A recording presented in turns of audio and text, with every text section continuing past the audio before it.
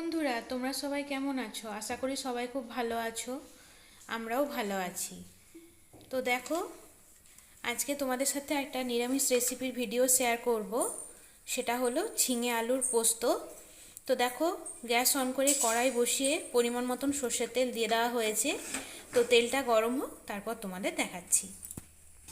তো দেখো, তেল গরম হয়ে গেছে। এখন কেটে রাখা আলুগুলো প্রথমে দিয়ে দেওয়া হলো। তো হালকা একটু ভাজা ভাজা হয়ে গেলে তারপর কেটে রাখা ঝিঙেগুলো দিয়ে দেওয়া হবে। তো এখন নেড়ে নেওয়া হচ্ছে। নুন দেব,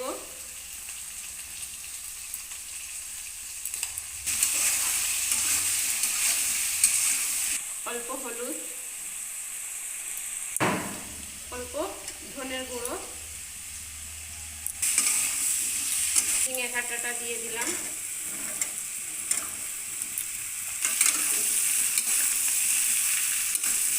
কিছুক্ষণ ঢাকা দেব।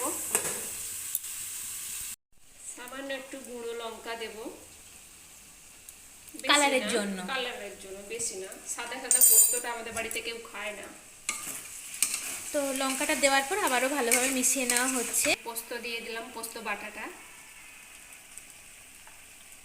অল্প একটু জল দেব। এটা ধুয়ে অল্প জল দিলাম। এই আর তো জল দেবে না, এই জলেই তো পুরোটা সেদ্ধ হবে। হ্যাঁ হ্যাঁ, আমাদের বাড়িতে কেউ বেশি শুকনো ঝিঙে পোস্তটা খায় না, একটু মাখা মাখা থাকে, সেরকমই খায় সবাই। তো একটু ঢাকা দিয়ে আবার রেখে দেওয়া হবে। তো ওটা হোক, তারপর তোমাদের দেখাচ্ছি। এই যে খুলছি, অনেকটা জল কমেও গেছে, আর গা মাখা মাখা হয়েও গেছে। তো এরকমই আমরা নামাবো, কারণ যেহেতু আলু আছে, দিদি বললো টেনে নিতে পারে। হ্যাঁ, শুকিয়ে যাবে তখন।